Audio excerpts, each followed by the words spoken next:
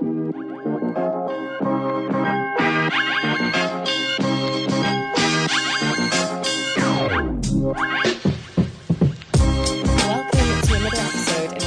Spotlight series where we shine a light on the freshest authors and their work.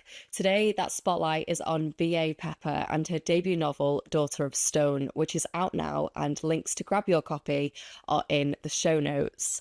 Daughter of Stone is an epic tale of witches, wielders, trials and magic, populated by an incredible diverse cast of characters and rich with Welsh mythology and culture. It is bound to be your latest romantasy obsession. Author of Daughter of Stone is the brilliant B.A. Pepper. She started writing fantasy through Lord of the Rings fanfiction many years ago. She then made the decision to take her writing seriously and studied creative writing at Swansea University. B then went on to focus on a career in clinical research, and after 8 years returned to the world of books, starting the really amazing popular romantasy podcast, A Pod of Smut and Wingspan, with her best friend Sam. Here you can find them chatting all things romantasy, books, smut and more, alongside some of the biggest authors writing in the romantasy sphere. Here to chat all about her debut novel, welcome B to A Pair of Bookends. Thank you so much for having me. I'm so excited. I'm so excited to have you on. I feel like we've wanted this to happen for ages. I think I found a message between you, me and Sam maybe over a year ago, being like, we need to make something happen, and we just haven't managed to. I know, so I'm so happy this is happening. I think it's hard because you guys are obviously so in the romantasy sphere, and I am not really a romantasy girly, so it's like, where can you put me? Yeah, and we talk about this all the time, but like I feel like the next 12 months for us have been like, I just feel like the year's gone from underneath us. Like, we started season 2 we started season 2 in March, and now I'm like, since when was it October? And then Sam said the other day, we recorded up until Christmas. I'm like, what? I'm like, what's going on? It's actually insane, isn't it? When you realise that you've like booked to that point, you're like, how the fuck did this happen? It's crazy. Like when I had to start like putting in like automatic responses on emails being like full until 2026, I was like, how is this happening? Yeah, how does that? I know, completely. It's crazy. It's so surreal. But I'm so glad I'm finally here. I'm so excited to chat to you. Before we dive into you and your book, I do always like to start by asking what you're currently reading. So could you tell us? So I am always I'm like a physical reader, either Kindle or physical, and then I always have an audiobook. So I'm always at least doing 2 on the go. So I'm currently physically reading Bonded by Thorns, which is the first book in the Beast of the Briar series, and it's by Elizabeth Helen, that are sisters that write, and it's a super popular romantasy. I think there's 4 books out at the moment, but I'm on the first one. So it's like a Beauty and the Beast kind of retelling, but it's Why Choose, and I'm only just like a few pages in, but I'm really enjoying it. And I just started audiobooking the last book in the Bridge Kingdom series by Danielle Jensen, because they come out on audiobook before the physical releases. Oh. Yeah, so the way she like did her deals is that the audiobook has got different rights and they decide when they release. So the last 2, the audiobook is released before the physical copy. But the audiobooks are 10/10. The voice actors are so good. So The Tempest Blade is the final book in the series, and I just started that, and to say I'm obsessed with that series is an understatement. I'm obsessed with her. And I'm loving it. Like, I'm just eating it up. So that's what I'm currently reading. I love that. I feel like I've heard you both speak about Danielle Jensen on the podcast before.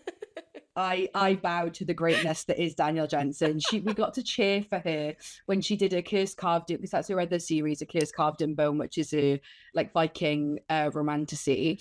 And when she came to Cardiff, they asked us to cheer for her, and literally like my hand was shaking, like going to shake her hand. I was like, Danielle Jensen. And I love A Curse Carved in Bone. There's a duology, that's great. But her Bridge Kingdom series is 10/10. So good. What do you think it is that start like where? At what point did this obsession with this genre start? So for me, the way your eyes just went so wide.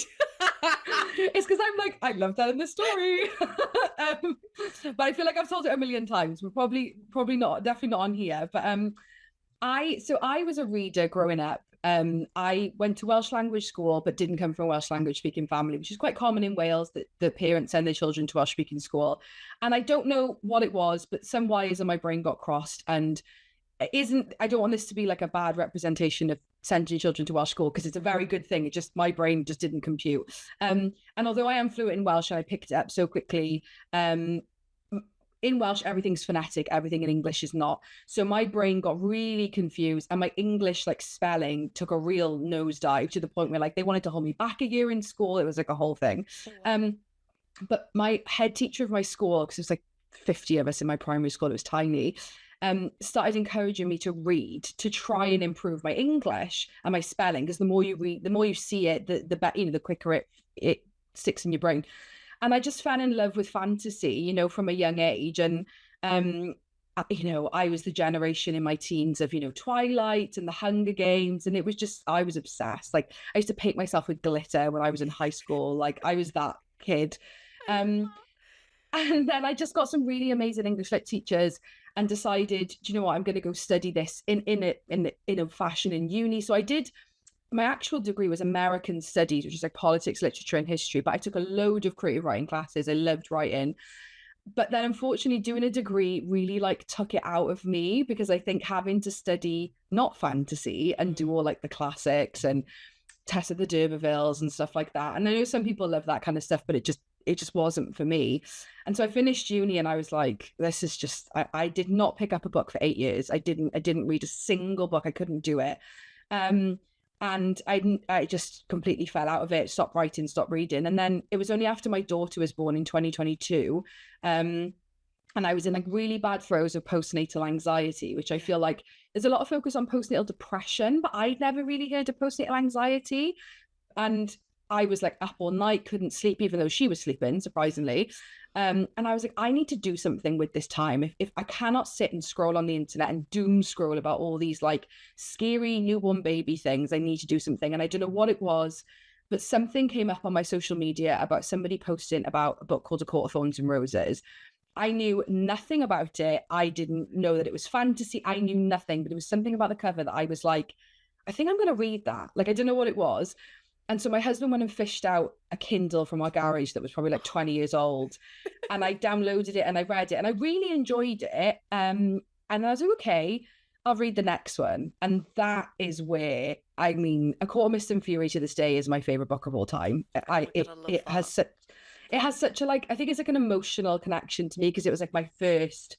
And then that year I read 110 books. Oh my God. Yeah, I was on maternity, so obviously I had a lot of time to do it. No, but even so, like, that's a lot. Yeah, and just fell into book talk, because like obviously my phone was listening to me and hearing all about the algorithm, and was giving me back book talk. And I found authors like Carissa Broadbent. Daughter of No Worlds was probably the next series I read from book talk. Danielle Jensen, and I just completely fell into the genre. And I think it gave me, I always loved fantasy, but I did feel like sometimes really, really high fantasy I would struggle with. And I think the romantasy combination for me was really like, it was like, oh my gosh, this is what I've been missing all these years. And then I was like, and it was because of authors like Carissa Broadbent, that at the time she was still indie public, like self-published. I don't even think Serpent had come out. I think she'd just done Daughter of No Worlds. And I don't think she was a mum at that point, but like she was still working her day job. Like she just did this as like a side thing. And I was like, why can't I do that? Like maybe I could do that. And I was writing, but purely for like a mental health thing, not to take it seriously. And then that's sort of what happened. And then I love that. A few months after, I dragged Sam in kicking and screaming. And that's how the podcast was born. Yeah, Sam has always been much more of a reader. So we've been friends for a very long time. We've been friends since 2017. We met in our day jobs in a completely different industry. And Sam has always been more of a reader. So she'd read like the occasional thriller, like, kind of like your big, fiction, like, bestsellers sort of type books. But maybe like 5 to 10 books a year, if that, like not many. But she's a huge Disney adult. And so when I was reading ACOTAR, and it's essentially a Beauty and the Beast retelling, I was like, you need to read this book. I need a friend that in real life that is in on this, like, basically cult with me. I need you to join it. And and she bought Akatar, and basically in 31 days read all of Sarah J Maas's catalogue. So it's like Oh my 19 books. God. And she's just as it's crazy. And she's got like the same kind of obsessive personality that I have. And then she basically read my whole TBR. And then, yeah, it was kind of the beginning of the following year that I was like, I think we should do a podcast because we sit down and talk about these books for so long. I think we should record it. And she was like, no, like, I'm not doing it. Really? I think we're just, although I think we come off quite confident. Yeah. We're both really anxious people in real life. Like, oh my gosh. we're the most anxious people IRL that you'll ever meet. We get so worked up by what people think about us, which is silly, really. And we were so scared to put ourselves out there. But in hindsight, it was a very good thing. But absolutely. It's been so successful. And you're like, obviously, I check where my podcast sits in the UK top. You only get to see the top 200 charts on Apple Podcasts, and I'm always checking the books podcast, and you guys are always in the top 200. Like it's if not the top 100, you know, you're always in there. And yeah, you've been so successful. You seem to have like a really great audience that, you know, really care about what you're putting out there. And I think, you know, whilst you are both really anxious people, and like I have anxiety as well, so I completely get it, but you both come across so well and so relatable and lovable. And yeah, I just absolutely love listening to you both. So yeah, I think you've both smashed it. thank you. So that was a really long-winded answer, but that's essentially how I got to read it again. I love hearing about this stuff. And I think this is a probably good place for us to dive into your journey as a debut author. And in your acknowledgements, you do also thank Sam. You say, without you, this book would still be a secret. In what way has Sam sort of encouraged you to share your book with the world?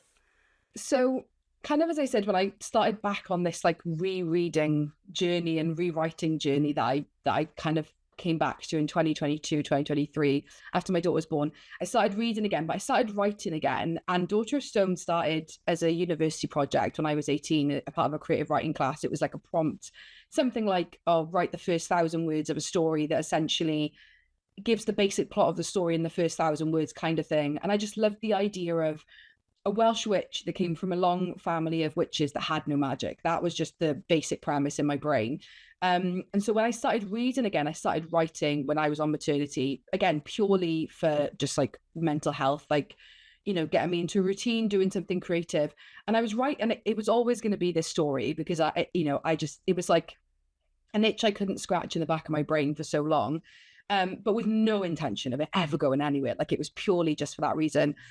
And I'd kind of been writing it for a while, and then the podcast happened, and you know, we were doing that, and then just one day I just like said to Sam, like, look, nobody but my husband knows this, but I have actually been writing again for probably nearly a year at that point. Oh, wow. And I was like, I don't think I'm going to do anything with it, and if I do, I'm going to publish it under like not just like a pen name, but like a faceless pen name. Like I'm just going to put it out there, maybe, I don't know. And she was like, absolutely not. Like, no way. She was like, you need to write the story. You need to get it out there.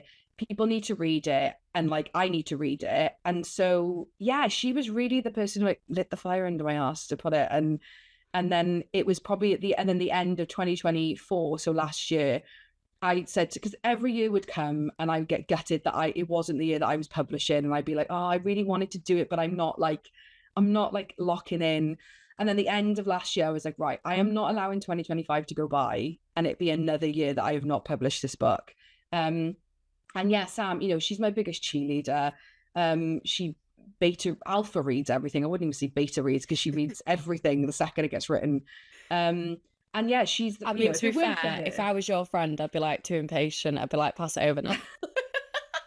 Yeah, and I mean, yeah, so she got it, she read it, and she read it in like less than 24 hours. Oh, she's wow. crazy.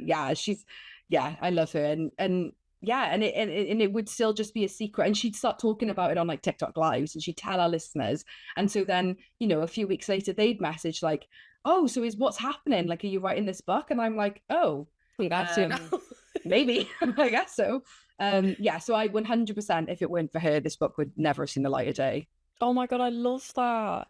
And I'm not even surprised that she finished this in 24 hours. It is such a gripping book, and I was flying through it, and yeah, I finished it at like 1 in the morning, and I was like, I can't message you now, but I was like obsessed. I was like, how have you left us here? Yeah, I said I wasn't going to give any spoilers, but is it a spoiler to say that there's a cliffhanger? No, I will always say that I am a lover of cliffhangers and I am a writer of cliffhangers. And Love this is that. not the first and it will not be the last. Oh no, don't tell me that. Sorry. No, but I'm ready for book two. Whenever you wanna give us book two, I'm ready for it. I think we should dive into your main characters. It's Dylan and Non. Is that how I say her Mhm. name? Yeah. Yes. Non is feisty, she's fearless, and she takes no shit. And Dylan, I would say, is fierce, he's protective, and he's complicated. What was important to you when you were creating your cast of characters? So I think for Non, it was, I wanted to have this main character, that one that I as a reader would like want to read and want to root for. But also I think when we first find Non at the first couple of chapters, like she's not in a good place. Like she's not having a good time. Like she's really in the throes of like, depression, and grief. And for me, I think I tend to connect with those characters the most. I say I like it, that sounds quite sadistic, but like I like it when characters are not necessarily like living their best life, a princess in a castle, straight away. I like the struggle. Yeah, but we love a flawed character as well. Yeah, and Non is so flawed. And I wanted her to be like that. I wanted it to be that there were times that the reader actually might not even like her sometimes, because I think in, the throes of depression and grief, you don't like yourself at times. And there's things that those illnesses can make you do or change as a person that, yeah, you're not always a likable person. And I wanted that for her. I wanted the reader to like be in that mindset with her. And yeah, and I think like, just her backstory, like she's had such a time of it. I just think, why wouldn't she be a bitch at times? Because her family are like, ugh, and she's had a real rough time of it. And I think as well, because this is like, I don't ever use the word urban because I don't feel like it fits the book properly, but like technically it is set in like an adjacent real world. Yeah. I guess in the same sense of like, and I'm not comparing the books, but like Cassandra Clare's like Mortal Instruments is. So like magic exists, but we still have like, the UK and Wales and cities and Cardiff that exist. So again, she's living a normal life, in a little village in Wales. And that's what I felt, somebody who was in their 20s who'd lost somebody so close to them, had such a bad experience with their family. That's kind of the situation she would be in. So with Non, that was definitely like my goal was to make this like flawed character 100%. With Dylan, from anyone who reads it, his chapters are very cloak and dagger. We get a little bit of insight, and obviously we know as readers, because we're reading his POVs, that there's definitely more going on to his story than even Non realizes, because we know it as readers, but Non doesn't necessarily know it. But with him, he definitely presents himself as one way in book one. And when I first drafted it, there was actually very few Dylan chapters. There was literally only like 4 or 5, I want to say. And I had no intention of this ever being dual POV. It just got to the point where I felt like I had to write his chapters to like, I guess, continue the story and continue like the intrigue. But my editor after the first draft was like, I love his POVs, but you either need to get rid of them or put more of them in, because it's almost too like cloak and dagger. But it's hard when you've got a character like Dylan who has so many secrets and it's from first person POV. So yes, I will say I wouldn't say they were a challenge in the sense like I love writing him, but he definitely presents himself as one way, is all I can say.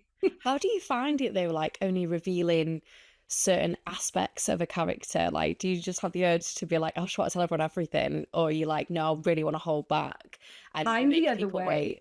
wait? I'm the other way. I hold, so like, I mean, I'm currently writing book two. It's all outlined, and my editor's worked on the outline with me. And there's, things that, like, obviously there are a lot of questions unanswered in book one, and that was 100% intentional. Because, non-told experiences, she's literally thrown into this world she doesn't really know much about.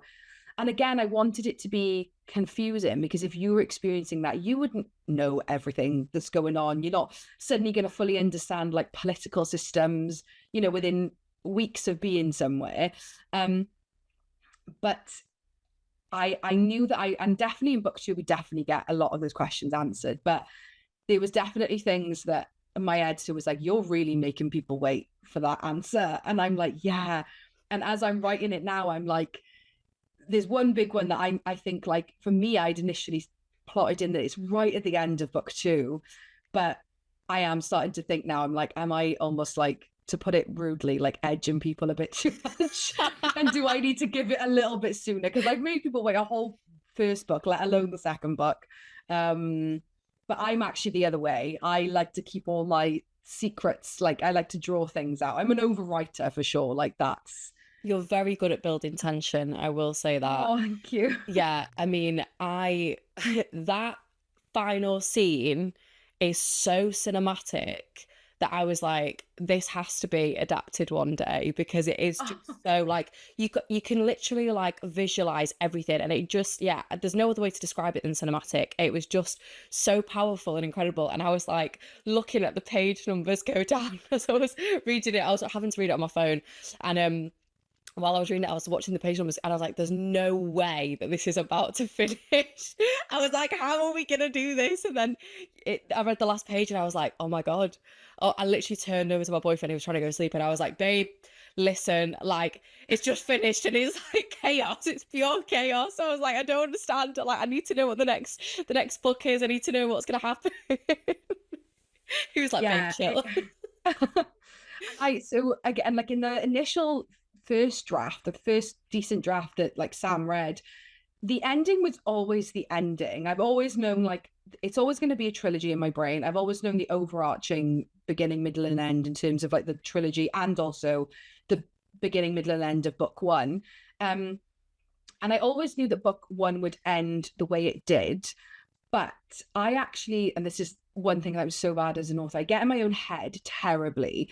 And when I was drafting book one, without saying too many spoilers, the kind of person who turns out to be not what you think it is, think they are at the end, and kind of, yeah, betrayal is definitely the word. That was always going to be the person, and I'd set it up in my head in the plot, like, that there was these little things that kind of, like, they're happening and they're very suspicious, but I'm purposefully using another character as, like, the bigger, almost like too obvious alarm to draw the reader's attention away from this other character that's been a little bit shifty the whole time. But I actually changed it, and it wasn't that character that does that at the end. I changed it to somebody really, like, I guess predictable, that we knew would do something like that. And I gave it to Sam, and she loved it. And I was like, but this was my original ending. And she was like, and she was like, put it back in. I was like, really? Because I feel like it's almost too, the readers are going to be like, what? Like, that's, since when were they going to be like that? And Sam was like, no, put it back in. And I'm so glad I did, because Yes. that's the reaction I've gotten so far, is like, people are like, oh my gosh, that ending. And I'm glad she convinced me to stick with my original gut, because I sometimes get in my own head about things. I mean, you're sending your readers out with a bang. Like, it is such a powerful ending. And I just needed to take a sec. I was like, what the fuck just happened? Yeah. It's like mind literally blown. But no, I think it is the perfect ending. I do want to return to talking about Non, because I absolutely loved her, and I loved everything you were saying about writing that character. I do think she's so relatable, and it's so nice to read about a character that has these flaws, and also the background that she comes from, you know, it's sort of like humble beginnings sort of thing. And you know, reading the scenes of her working in the pub, I thought was so refreshing to read. You know, I read a lot of literary fiction, as I've told you, and a lot of the characters that I read have these like really fancy jobs, and it's just so nice to read somebody that just works in a pub. Yeah, and yeah, again, I think it's like that transition of like from real world to like magical world, but I think I really wanted it to seem distinctive. And it isn't that she doesn't have, I mean, she has struggles in the magical world, like for sure. It's not that like she, you know, falls into the magical world and then everything's great and dandy for her. But yeah, you know, it's like, what would a 20-something-year-old who, you know, has lost their best friend, is in the throes of grief, is struggling with substance abuse and depression, you know, trying to support a really, you know, a sick mother, essentially as a carer for her mother. You know, her affluent side of the family want nothing to do with her, Yeah. and have wanted nothing to do with her for a long time.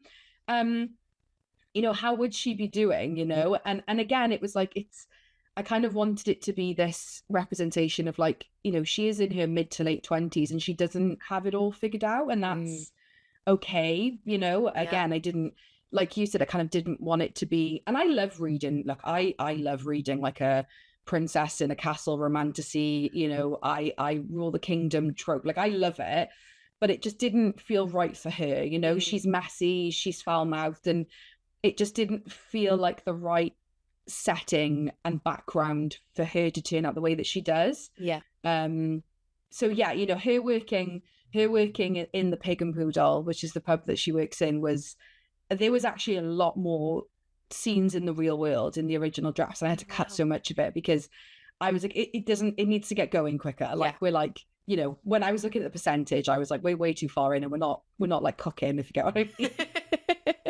I love that. But I know I did love those scenes, and you know, I really loved. There's like moments where this like regular is just being a bit of a dick, and she's just like, "Oh my god, shut up." And it's just moments like that that just kind of really get you on side with that character.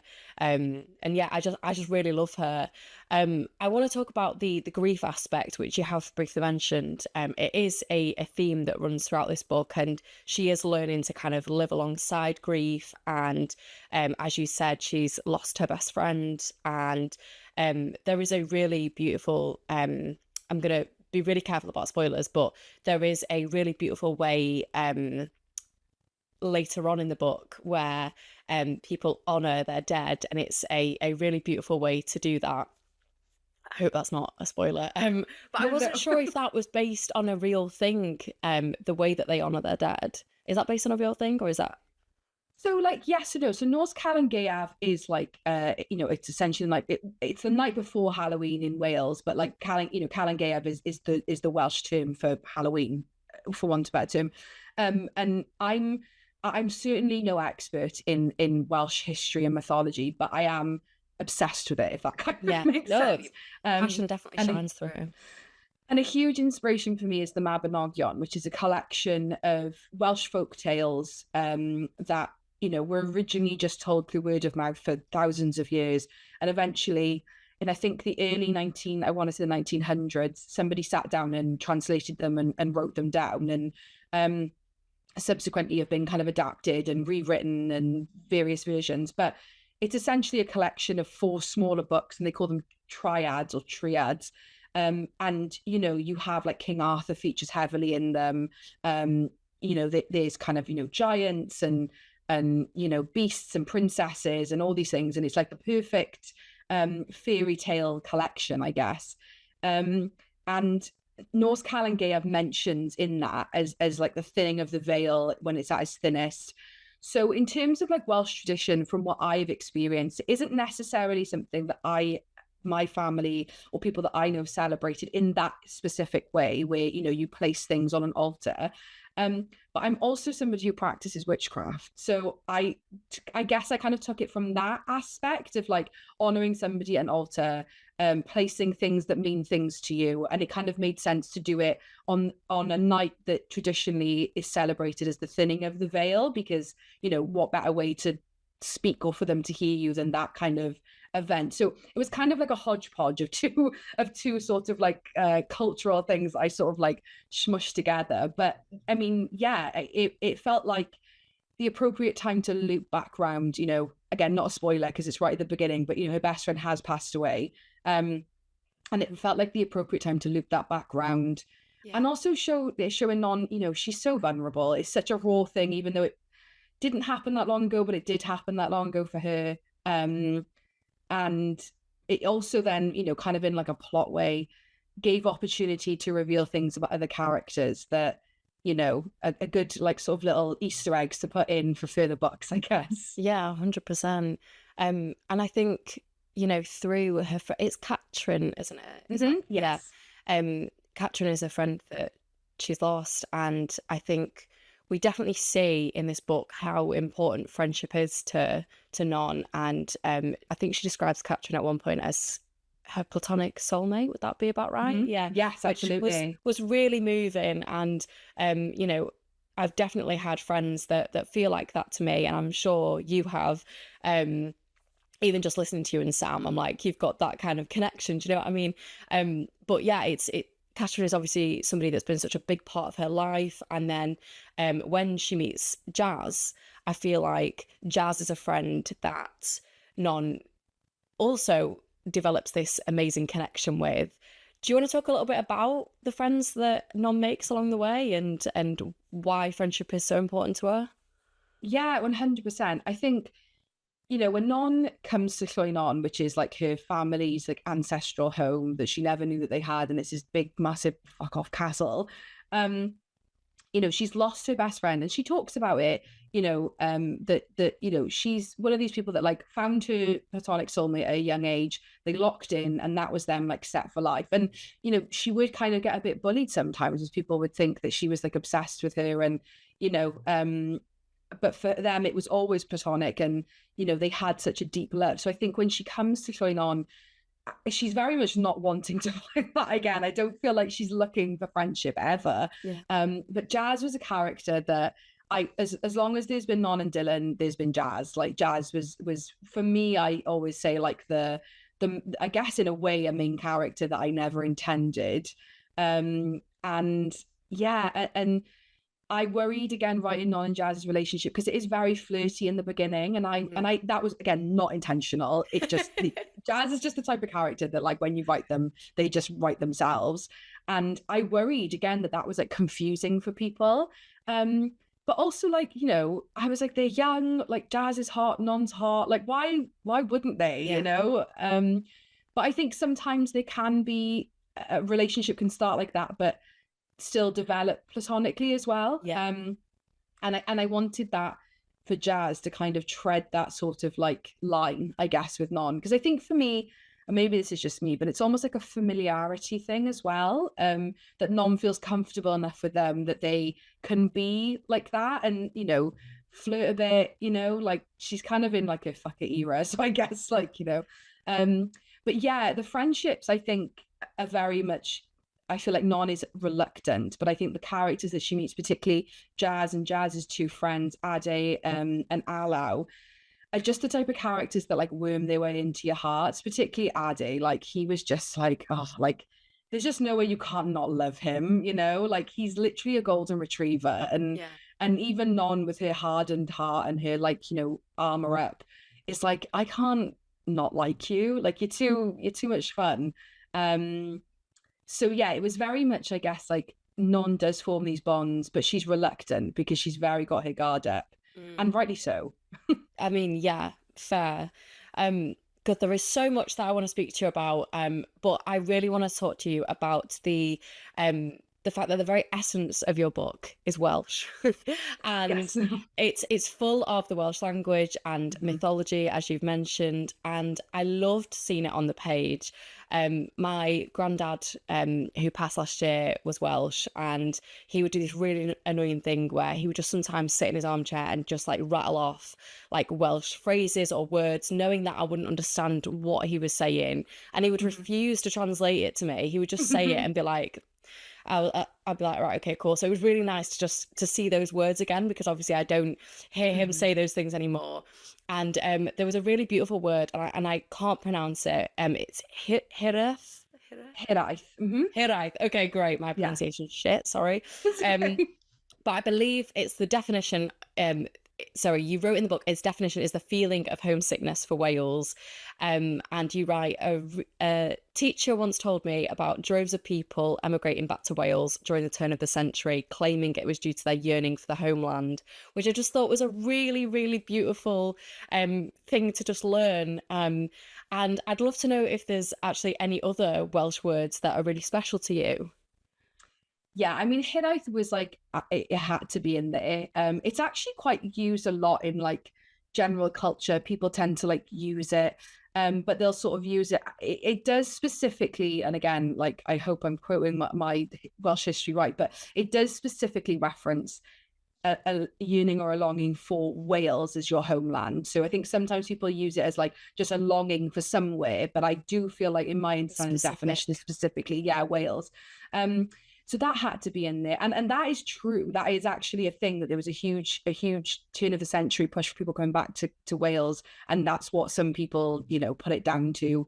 Whether it was more for like, economy and industrialization, I'm not sure. But oh gosh, are there any other words? I mean, I loved it's one use, it's probably the most common use, but I loved Cariad. I It's mean, gorgeous.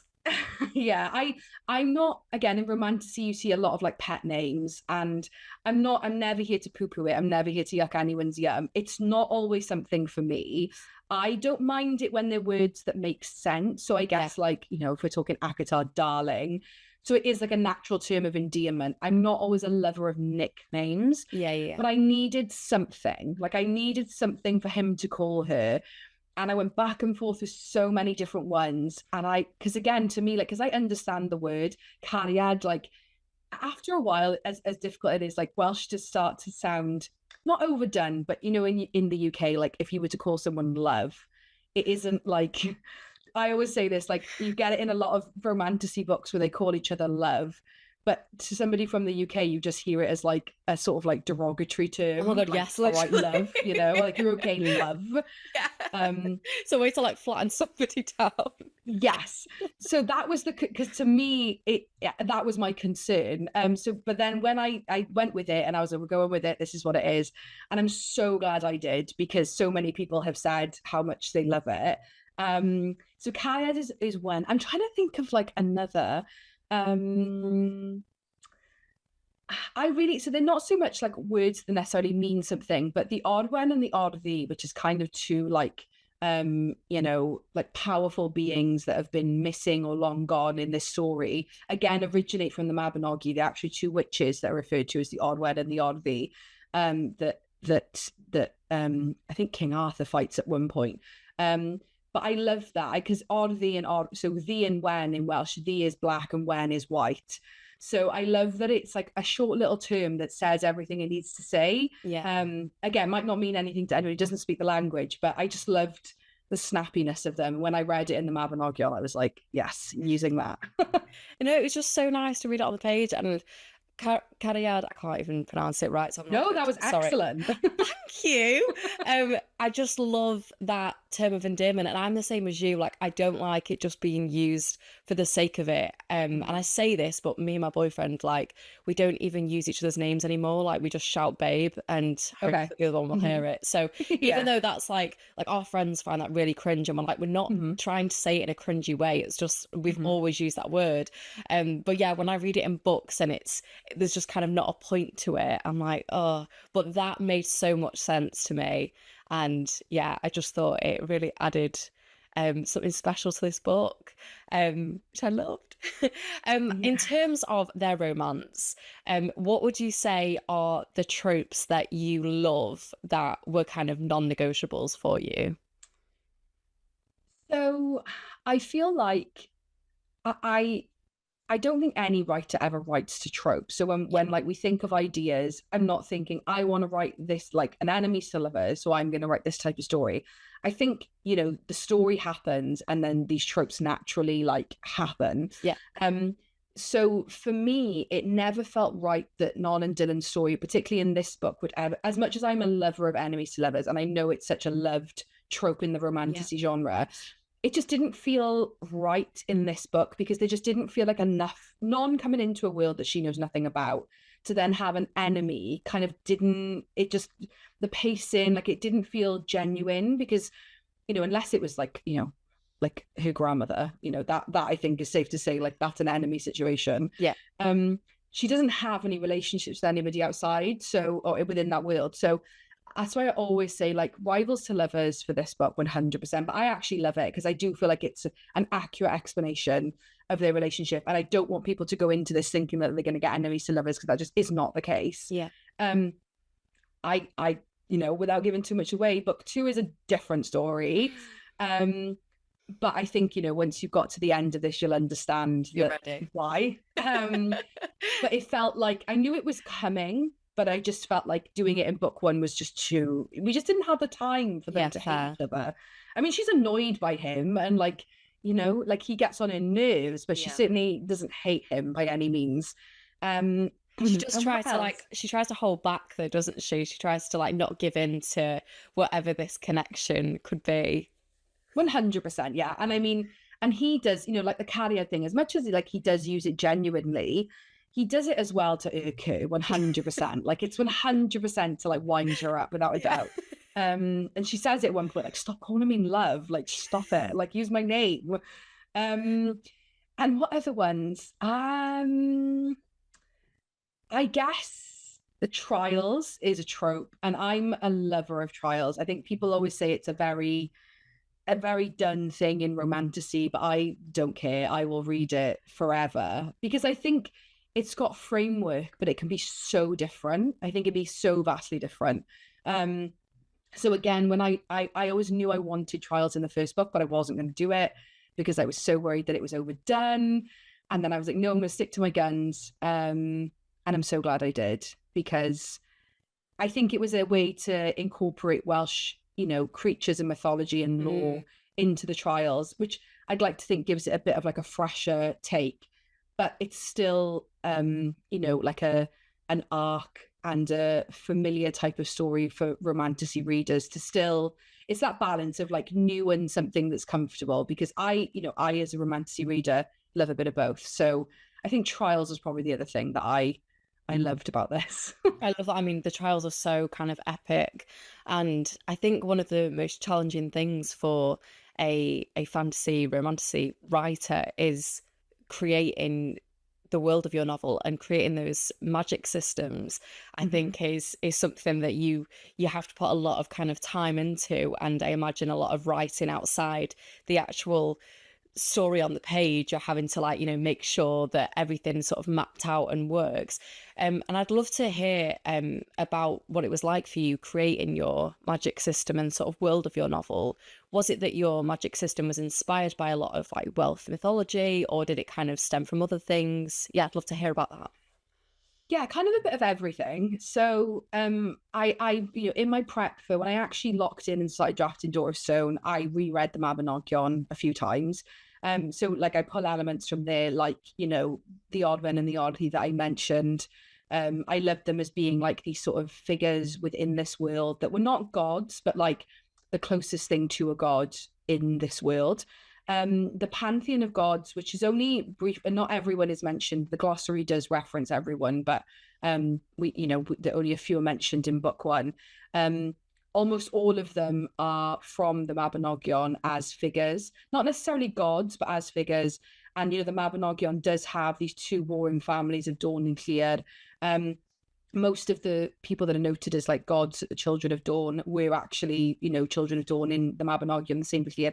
There's a few that I've added. And if anybody is like a diehard like Mabinogion fan, like I was going to put a forward to say, I know that I've changed things. Like I'm not so, I didn't like misread my Welsh mythology. Like anything that's changed is purely for plot reasons, because I had to, because in the Mabinogion, Dawn and Clear only have like 2 to 3 children each, and it just didn't feel epic enough for like this pantheon of gods. So a lot of it was that, and then also things. So then the vassal side of it, I'm actually a massive anime fan, like a diehard anime nerd. Really? Yeah, I'm a huge Studio Ghibli fan. And in the last sort of 2 years, my husband, who's a massive anime fan, has got me into an anime called One Piece, which is like the biggest anime of all time. It's been going since like 1997. And in the last 2 years, I've watched every episode released since Oh, wow. 1997. It's like over 1,000. Oh my They're only like God. 20 minutes each, but yeah. And there's a big, they call them arcs, like series, I guess, like story arcs within there. And there's a big arc where like a shogun has vassals, and I just love that. So they're like people who are like followers of this king, I guess, or emperor, and they call themselves vassals. And I was like, I like that. I was like, I really like that. So I was like, when I researched the word and understood the definition, it made sense. I was like, I really like the idea of, not just having light and dark magic, but I also like that each character can have like a version of that. So because they get chosen by a specific god as a vassal within those pantheons, it gives each character like a uniqueness.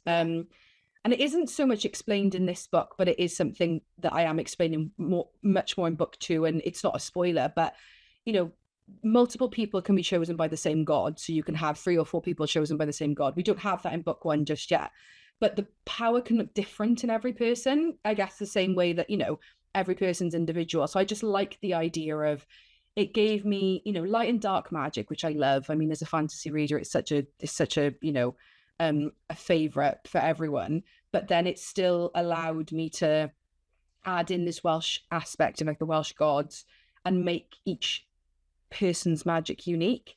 But I will say I worried about it being too, I guess, like structured and too, I don't want to say complicated, but like faffy, maybe isn't the word. What, for the readers or for you writing? Yeah. No, for the readers, because to Right. me it makes perfect sense, right, in my Yes. brain. But for the reader, I was so worried because we have, witches and wielders. Wielders were previously known as witches, but they call themselves something else now. You have Dawn and Heard, which separate the witches and wielders. And then within that, you have people that are chosen by the gods as vassals. So you have like a kind of like sub-genres within each of them.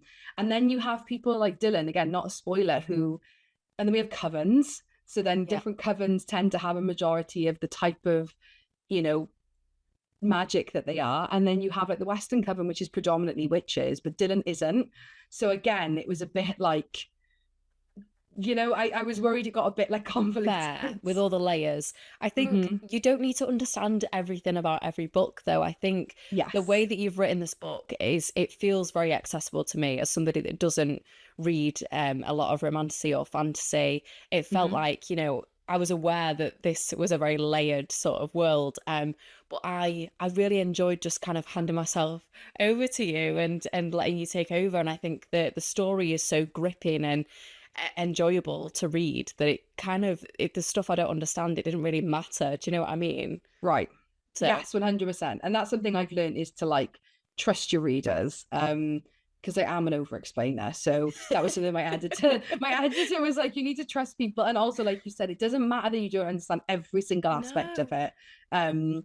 Just that you enjoy it. Yes, and thing. enjoy it. I did. I am very aware of time and I could genuinely talk to you all day, and I'm so sorry that I've gone way over the amount of time that I've said. I'm a certified yapper, it's fine, don't worry. Me too. I really, really want to quickly talk to you before I ask you for some recommendations. I really want to quickly talk about the spice aspect in this book, because you make us wait. You make us wait for it, and it is worth the wait. And I don't really know what we can say without giving spoilers. And I don't want to take that experience away from another reader. But how did you find writing those scenes?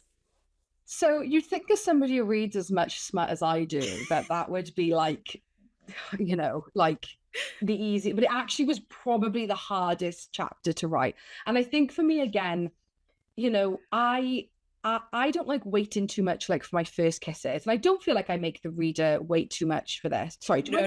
Like in my laptop really quickly. Yes, of course, go for it. Yeah. Pain at me that it's dying.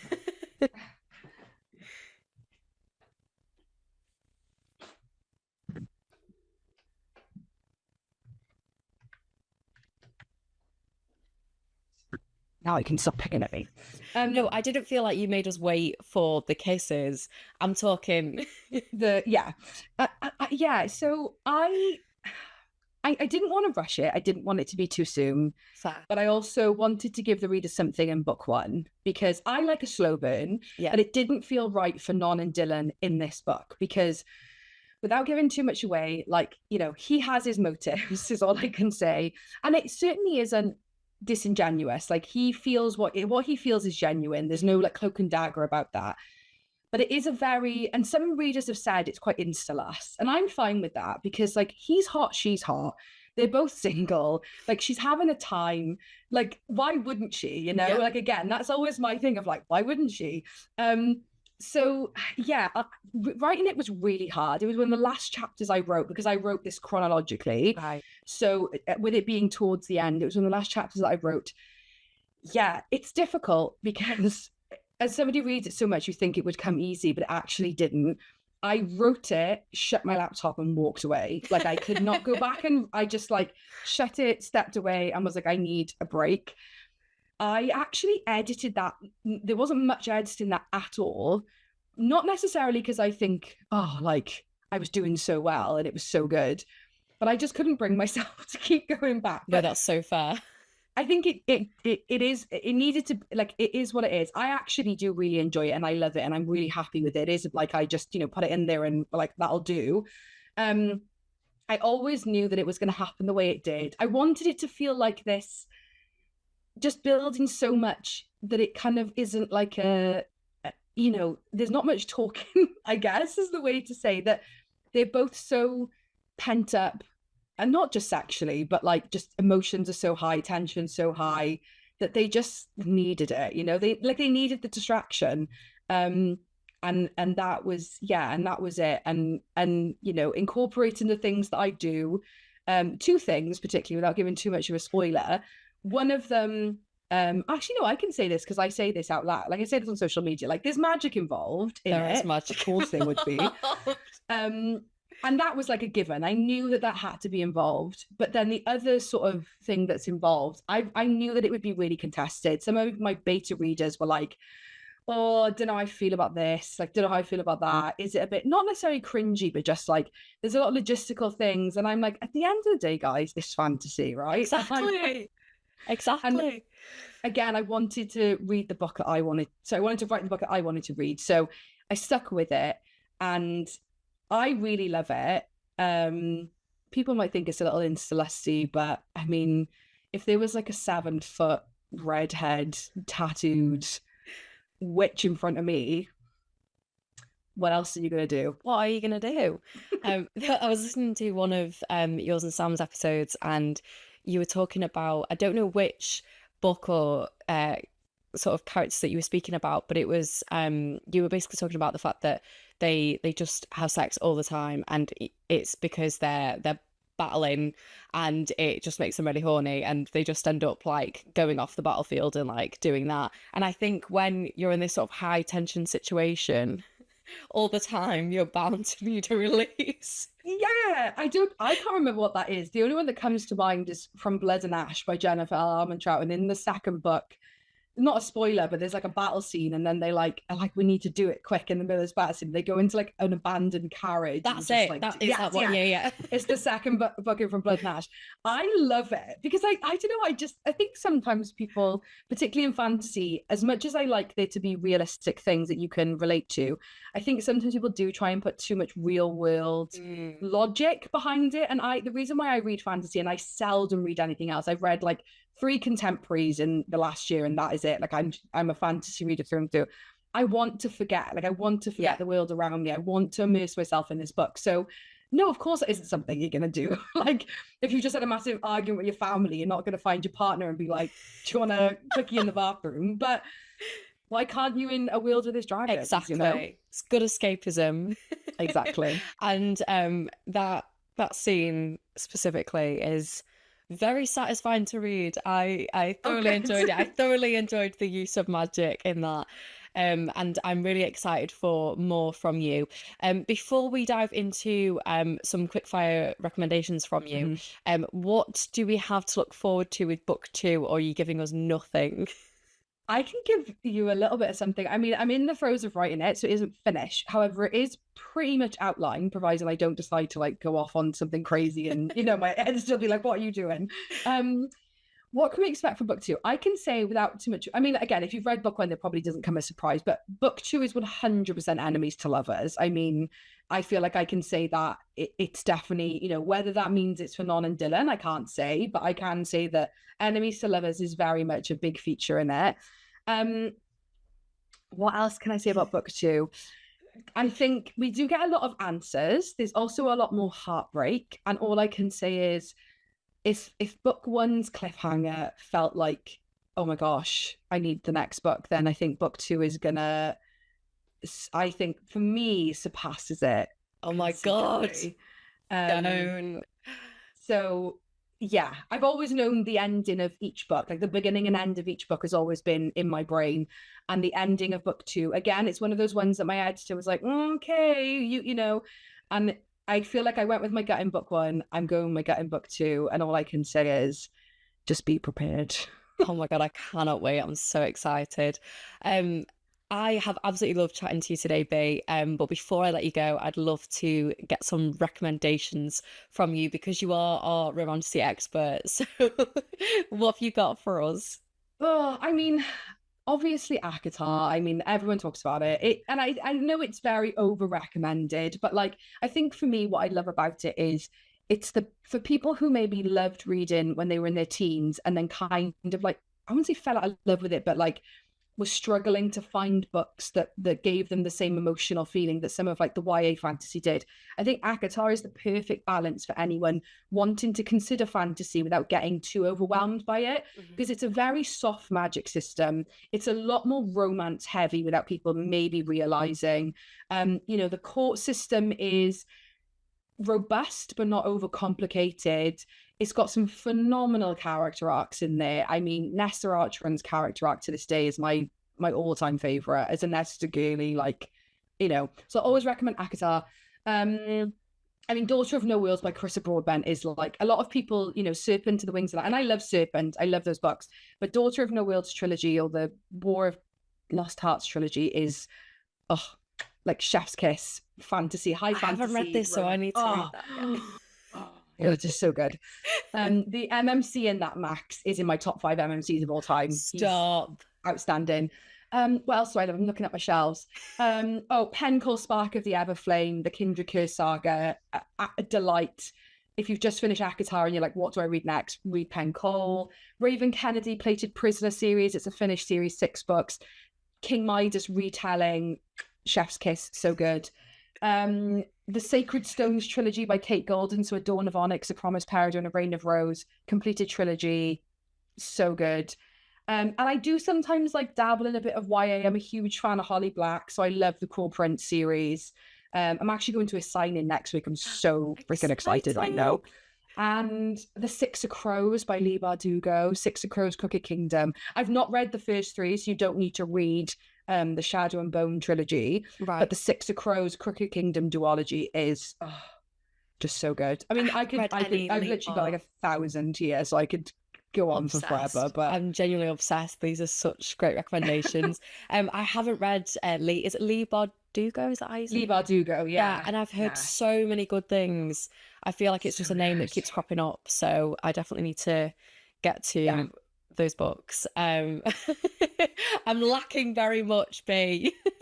That's okay, because there's so much for you to read. I could go on. I mean, I'm looking at I try and turn this without like showing all my I'm going to show all my awful bags in the background, all my dirty washing. But, those shelves are to die for. I mean, that's only like one corner of it. I'm in the middle of redoing my office, so it's just like a bomb site at the moment, and bags and stuff everywhere. It's gorgeous. Thank you. I've got recommendations for days. Love that. No, you've given us so many good recommendations, and I think for sure, if people want more recommendations from you, they can absolutely head on over to Yours and Sam's podcast, because there are so many recommendations. I don't think they're going to like you both for how big their TBR piles are going to be. They're not going to be thanking you for that. Nope, sorry. But they are going to fall completely in love with you both because you're both so brilliant together and so funny. So I will pop a link in the show notes to head on over to Bea and Sam's podcast, which is a pod of Smut and Wingspan. Is that right? Yeah, it is. Oh my Yeah. God. Oh my God, I was panicking then. I was getting it wrong. Okay, a pod of Smut Wingspan. And I will also pop a link in the show notes to grab yourselves a copy, listeners, of Daughter of Stone, which is such an incredible, gripping, epic book, and you're going to love it. Please come and let me know once you've read it, because I'm just really excited to chat to more people about it.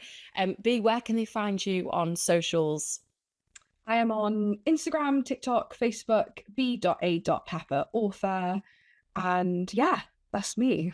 Amazing. Thank you so much, Bea, for coming on the podcast. No, thank you for having me. It's been the best. Thank you so much. And for our listeners, if you enjoyed this episode, please don't forget to rate, review, and subscribe.